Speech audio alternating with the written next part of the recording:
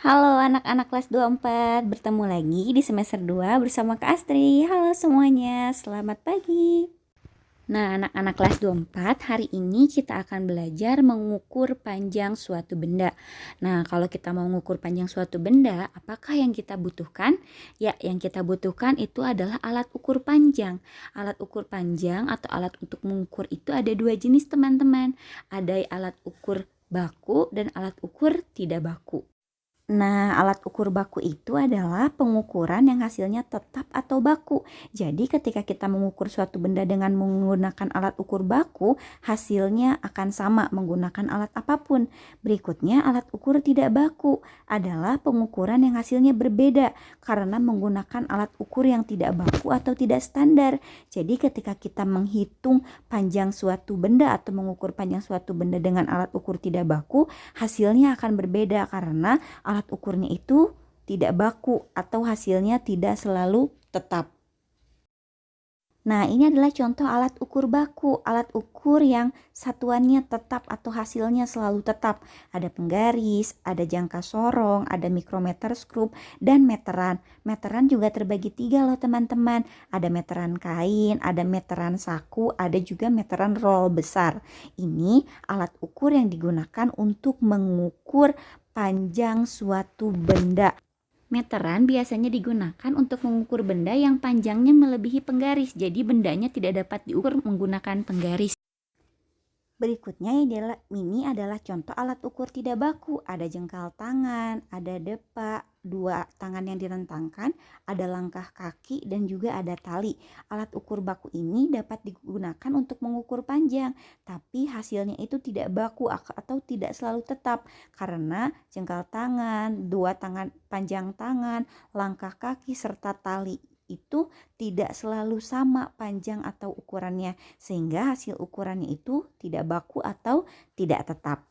Nah, penggaris adalah salah satu contoh alat ukur baku karena dia memiliki satuan yang jelas yang diakui secara internasional, yaitu satuannya itu adalah sentimeter. Penggaris juga ada banyak jenisnya ya, ada yang panjang, ada yang pendek. Ini panjangnya 15 cm dan yang ini panjangnya 30 cm.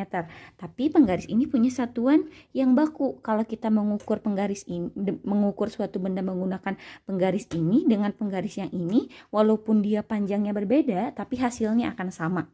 Nah, ketika kita mengukur dengan penggaris, pastikan kita mengukur dari angka 0 ya. Kita mengukur menggunakan penggaris, pastikan kita mengukur dari angka 0.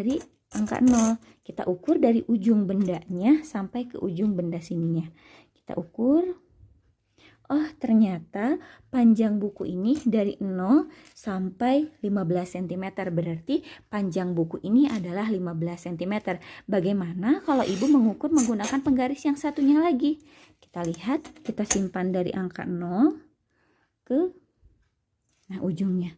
Ujungnya juga sama. Oh, ternyata ujungnya di angka 15. Berarti panjang buku ini adalah 15 cm. Nah, kalau misalnya alat ukur tidak baku itu contohnya itu adalah jengkal tangan. Jengkal tangan, kalau ibu mengukur buku ini menggunakan jengkal tangan ibu, berarti panjang buku ini itu adalah 1 jengkal tangan ibu. Tapi bagaimana kalau mengukur buku ini menggunakan jengkal tangan bayi? Jengkal tangan bayi misalnya segitu. Oh, bisa jadi 2,5 jengkal. Artinya alat ukur tidak baku itu tidak dapat diakui secara ilmiah karena jengkal tangan orang bisa berbeda. Nah, tapi kalau alat ukur baku itu karena diakui secara internasional, jadi hasilnya akan sama. Nah, mengukur panjang benda supaya hasilnya tetap dan pasti, baiknya itu menggunakan alat ukur baku. Alat ukur baku yang pertama itu ada penggaris. Penggaris ini memiliki satuan yaitu sentimeter. Biasanya penggaris itu digunakan untuk mengukur panjang suatu benda-benda yang kecil. Nah, kalau misalnya kita mengukur suatu panjang benda yang lebih panjang atau tidak dapat diukur menggunakan penggaris, kita dapat menggunakan meteran.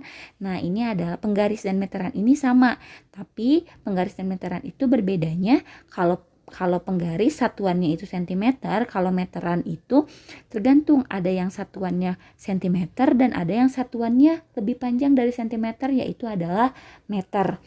Nah, untuk meteran juga ada 3 jenis. Ada meteran pita biasa untuk mengukur baju, ada meteran saku untuk mengukur benda-benda yang panjang, dan ada juga meteran roll biasanya digunakan para kontraktor untuk mengukur tinggi bangunan dan lain sebagainya. Nah, penggaris dan meteran ini biasanya digunakan untuk mengukur benda-benda yang jenisnya atau sifat bendanya itu adalah lurus, tidak berbentuk lingkaran, tidak berbelok, pokoknya bendanya lurus. Contohnya itu kita bisa mengukur panjang meja, panjang buku, karena dasar bendanya itu adalah lurus.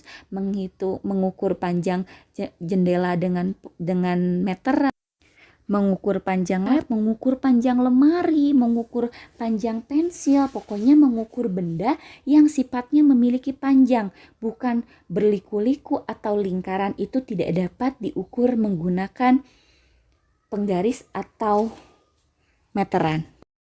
Berikutnya ada jangka sorong. Jangka sorong juga merupakan alat ukur panjang, tapi jangka sorong ini dapat mengukur benda-benda yang bentuknya lingkaran seperti mur, uang logam, dan kelereng. Itu bedanya jangka sorong dengan meteran atau penggaris. Nah, yang terakhir itu adalah mikrometer skrup, alat ukur panjang dan juga alat ukur panjang yang bisa mengukur tebal suatu benda yang berukuran kecil. Misalnya ketebalan kertas, uang logam, dan ketebalan seng contohnya. Mikrometer skrup dapat digunakan untuk mengukur benda yang bentuknya lingkaran dan bulat. Misalnya uang logam, bola kaca, dan kelereng. Hampir sama dengan jangka sorong, tapi kalau jangka tidak dapat mengukur tebal suatu benda, kalau mikrometer skrup dapat mengukur tebal suatu benda. Dan itulah jenis alat-alat ukur baku, alat ukur yang hasil ukurannya itu adalah tetap atau baku. Ada penggaris, ada meteran, ada jangka sorong, dan mikrometer skrup. Oh ya teman-teman, harus diingat ya, untuk mengukur panjang kita dapat menggunakan penggaris, jangka sorong, dan meteran. Tapi ada juga alat ukur yang dapat mengukur panjang dan tebal suatu benda, yaitu yang kita kenal dengan mikrometer skrup. Tolong diingat dan dihafal ya teman-teman. Ini adalah beberapa contoh alat ukur tidak baku. Ada jengkal tangan, depa atau dua tangan yang direntangkan, langkah kaki, dan tali. Alat ukur tidak baku itu artinya tidak tetap. Jadi ketika kita mengukur suatu benda menggunakan alat ukur yang tidak baku, hasilnya itu akan berbeda-beda sesuai dengan panjang alat ukurnya karena akan berbeda. Nah, ini adalah contoh televisi. Televisi ini memiliki panjang ya teman-teman. Kita akan mengukur panjang televisi ini dengan alat ukur tidak baku, yaitu jengkal tangan. Perlu diperhatikan jengkal tangan setiap orang itu berbeda, sehingga hasil dari pengukuran panjang televisi dengan jengkal tangan setiap orang itu akan berbeda. Kita coba ya hitung. 1, 2, 3, 4 setengah. Ya, kalau diukur panjang televisi ini dengan menggunakan jengkal tangan ibu, panjangnya itu adalah 4,5 jengkal. Nah, ini adalah televisi. Bagaimana kalau misalnya televisi ini diukur menggunakan jengkal tangan suami ibu? Ini ada tangan ibu dan itu ada tangan suami ibu. Beda ya tangannya. Jadi kita lihat apakah ukuran TV ini kalau diukur menggunakan jengkal tangan ibu dan tangan suami ibu akan sama. Kita hitung. 1, 2, 3, 4. Ya, jika mengukur televisi ini menggunakan jengkal tangan suami ibu, panjangnya itu 4 jengkal. Sedangkan menggunakan jengkal tangan ibu, panjangnya 4,5 jengkal. Artinya jengkal tangan itu adalah alat ukur yang tidak baku. Nah, tugas satunya itu adalah mengukur panjang televisi di rumah kalian menggunakan alat ukur tidak baku atau jengkal tangan kalian. Tapi ada 2 orang ya yang berperan dalam tugas ini.